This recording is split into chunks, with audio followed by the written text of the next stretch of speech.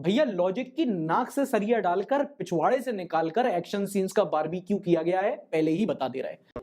बड़ी interesting controversy रही पठान। इतना कलेश भाई साहब, चाहे वो दोस्तों के बीच हो, चाहे घर में हो, इंस्टाग्राम, यूट्यूब, स्नैपचैट, जहां देखो या तो पठान की रिव्यूज की बात हो रही है या कलेक्शन की। तो तुम्हारा भाई भी बढ़िया मूवी देखा है ऐसे रिक्लाइनर पर लेट के मस्त, और पॉलिटिक्स, थिएट्रिक्स, हाइप, फोमो हटाकर बताता हूं कि मूवी देखनी है या नहीं। बेसिक ये सारे फैक्टर्स हटा के एक नॉर्मल इंसान के पर्सपेक्टिव से बात करेंगे, और अगर आपको लगे कि भाई हाँ ठीक है, बड़ा बैलेंस है, कि न्यूट्रल रिव्यू है, तो अपने दोस्तों के साथ शेयर कर लेना। और मूवी देखने के लिए एक प्रो टिप दूंगा, जो काम ना आए ना तो वीडियो आके डिसलाइक कर देना, डील।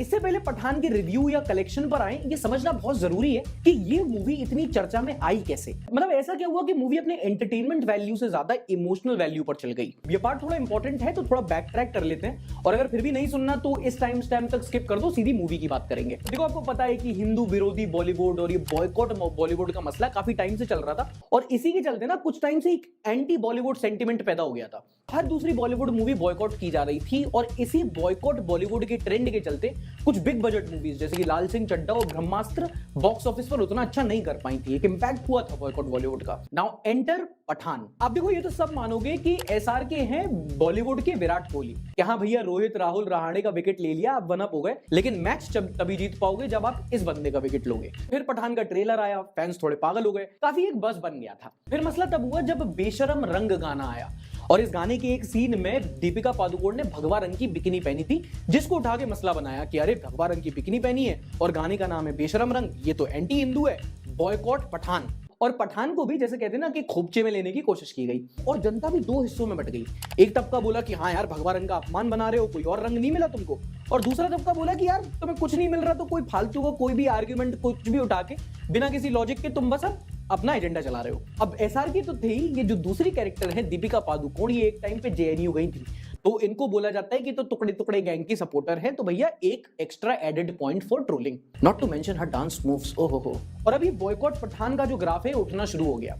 एमपी के एक मंत्री हैं नरोत्तम मिश्रा, आप गूगल पर इनका नाम सर्च करो और साथ में बॉयकॉट शब्द लगा देना, आपको समझ में आ जाएगा कि भाई ये जो बॉयकॉट टीम है इसके कैप्टन कौन है। इन्होंने भी बोला कि अगर मूवी में चेंज नहीं किया गया तो चलने नहीं देंगे। कई सारे राइट विंग ग्रुप्स आ गए इस मसले में, उन्होंने भैया प्रोटेस्ट कर दिया, तो ये मामला काफी हद तक अब पॉलिटिकल हो गया था।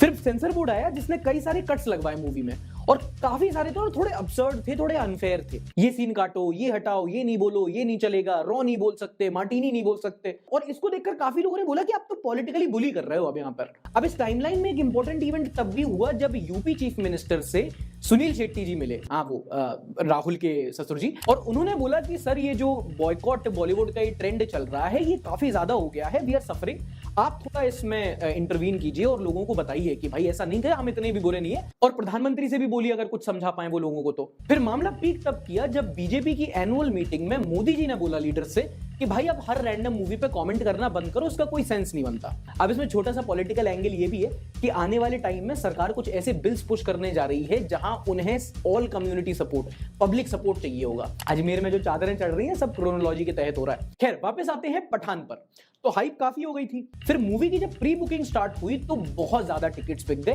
काफी रिकॉर्ड तो वहीं क्रिएट हो गए, तो सबको समझ में आ गया था कि भाई मूवी हिट तो है ही। अब सिर्फ एक कंडीशन पर ये मूवी डूब सकती थी, वो ये कि अगर पब्लिक को ही मूवी पसंद नहीं आती तो। और मुझे पर्सनली ऐसा लगता है कि भाई ये मूवी हिट तो होनी थी, मतलब वर्स्ट से वर्स्ट कंडीशन में ये अपना कॉस्ट कवर करके थोड़ा बहुत प्रॉफिट कमा लेती। ये जो बॉयकॉट की कंट्रोवर्सी हुई, इस चीज ने बैकफायर करके मूवी को ब्लॉकबस्टर बना दिया। तो भाई फिर मैं गया मूवी देखने, और मूवी देखने के पहले मैंने एक चीज नोटिस की कि थिएटर के बाहर इतनी भीड़ पेंडेमिक के बाद तो मैंने कभी नहीं देखी। मतलब थिएटर वाकई में लोगों से भरे हुए हैं। आधे लोग एंटिसिपेशन में खड़े हैं, आधे लोग अपना ओपिनियन बनाने खड़े हैं, आधे लोग फोमो की वजह से खड़े हैं, कुछ सोशल मीडिया पर पोस्ट करने के लिए खड़े हैं, लेकिन खड़े हैं ना। हमने मूवी की इंपॉर्टेंस समझ ली, हमने उसका पॉलिटिकल एंगल समझ लिया, अब करते हैं मूवी की बात। ज्यादा फोर प्ले नहीं हो पाएगा, रिव्यू है, पॉर्न नहीं।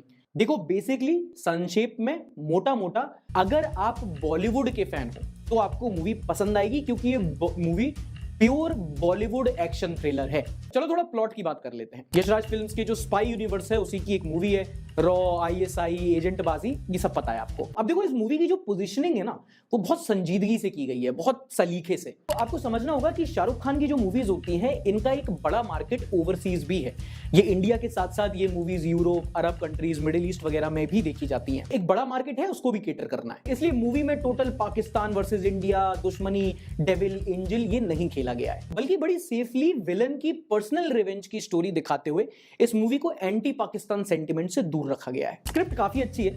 मैं खुद एक राइटर हूं, तो जिस हिसाब से ट्विस्ट एंड टर्न्स हैं, जिस हिसाब से डायलॉग्स लिखे गए हैं, वो चीजी वन लाइनर्स हैं, वो नेशनलिस्टिक वाले डायलॉग्स हैं, does justice to a movie this big. हालांकि पर्सनली मुझे लगता है कि जो नेशनलिज्म है, जो आजकल हर मूवीज में भर भर के, जैसे नानी दादी के घर पे आप खाना खाने जाते हो वो ठूस ठूस के खिलाते हैं ना, वैसे जो ठूस ठूस के नेशनलिज्म भरा जा रहा है ये थोड़ा सैचुरेट कर गया है। आज की डेट में कोई बॉलीवुड एक्टर नहीं बचा जिसकी सीवी में एक नेशनलिज्म वाली मूवी ना हो, और कुछ की तो पर्सनैलिटी ही बन गई है पूरी वो।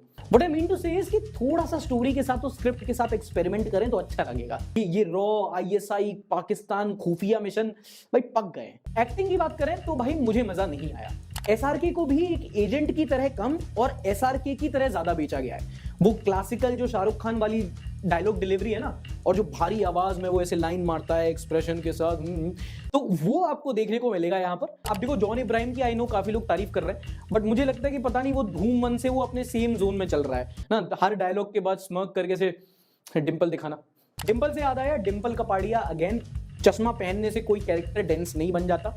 Ashutosh Rana well played, nothing against him, but अभी भी मुझे ये आवारापन के मिस्टर मलिक वाली वाइब्स दे रहा है, मैं क्या करूं। एक लौता एक्टर जो मुझे लगा who does justice to her role is Deepika Padukone. एक लग रहा है वो डेंसिटी है, वो पर्सोना है, and that can be because of her Hollywood experience in similar films. चलो बात करते हैं एक्शन सीन्स, डुशुम डुशुम की। अच्छा, ये एक ऐसा पॉइंट है जहां कई लोगों को बीटी हो जाएगी, क्योंकि इफ यू आर समवन जिसे थोड़ा सा भी लॉजिक या माइन्यूट सा फिजिक्स की रिस्पेक्ट पसंद है, थोड़ा सा भी, तो यहां नहीं है भैया। लॉजिक की नाक से सरिया डालकर, पिछवाड़े से निकालकर एक्शन सीन्स का बारबेक्यू किया गया है, पहले ही बता दे रहा है। मतलब मूवी में कुछ भी होगा, कहीं भी हेलीकॉप्टर चलेंगे, कहीं भी बाइक चलेगी, कहीं भी रॉकेट लॉन्चर उड़ेंगे, और अगर सलमान खान भाईजान आ गए तो हर एक्शन सीक्वेंस के बाद वो अर्नब गोस्वामी का कुछ भी वाला मीम इंसर्ट कर लेना। बेसिकली मूवी में लॉजिक और रीजनिंग को सिड्यूस करने का प्रिटेंड भी नहीं किया गया है। फुल मार धाड़ देखकर, वन लाइनर सुनकर जो जनता सीटी बजाती है ना, वो टारगेट ऑडियंस है। अगर आप लॉजिक के प्रेमी हो तो भाई मत जाना,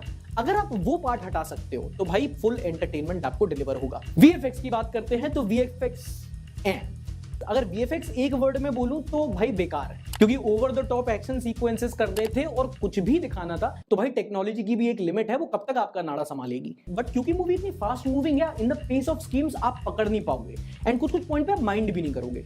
लेकिन हाँ, देख के लगता है कुछ सीन्स को देख के कि पहले तो VFX टीम ने खूब मेहनत की, फिर आखिरी आंसर की हैंडराइटिंग की तरह जल्दी जल्दी निपटा दिया एंड में। तो VFX on a scale of 1 to 10 आइड से ठीक ही थे। अच्छा, अब हम समझ गए कि मूवी कैसी थी और उसकी टारगेट ऑडियंस क्या है, तो आपको फाइनल पॉइंट में बता देता हूं कि आपको ये मूवी देखनी चाहिए या नहीं, और अगर देखनी चाहिए तो क्यों। First reason is sex appeal. भाई मूवी में बतेरे ऐसे सीन्स हैं जब दीपिका और शाहरुख खान आपको बिल्कुल सेक्स अपील के पीक पर दिखेंगे। मतलब यहां बिकिनी बॉडी, वहां सिक्स पैक एब्स, जब आप बड़े पर्दे पे देखोगे तो आपका जिम जाने का मन तो कर जाएगा एक बार। तो if you are someone who likes that sort of thing, movie is for you. दूसरा और शायद सबसे बड़ा is the SRK factor, Shahrukh Khan factor. अब देखो SRK में एक ऐसा फैक्टर है जो उसे बाकी एक्टर से सेपरेट करती है।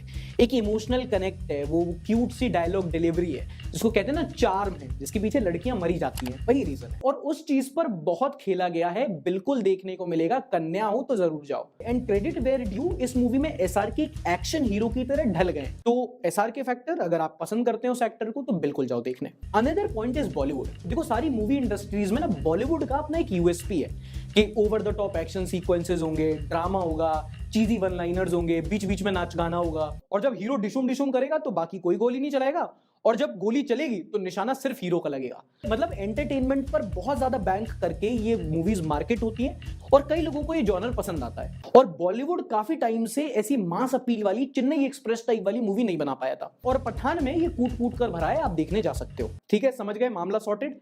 प्रो टिप, पॉपकॉर्न अगर खरीदना है तो मूवी के शुरुआत में नहीं, इंटरवल में खरीदना। ट्रस्ट मी, तुम आकर पप्पियां दोगे मुझे बाद में। वीडियो अच्छा लगा, यहां तक देखियो तो लगा ही होगा, तो एक बार लाइक कर देना मेरे भाई। कमेंट करके बताना अगर आपने देखी कैसी लगी। ये तो मेरे पॉइंट्स थे, आपको कैसी लगी आप कमेंट करके बताओ। मेरी बातें सुन के लोग आपकी भी बातें सुनेंगे। मिलेंगे अगली वीडियो में, तब तक के लिए अपना ख्याल रखो। जय हिंद।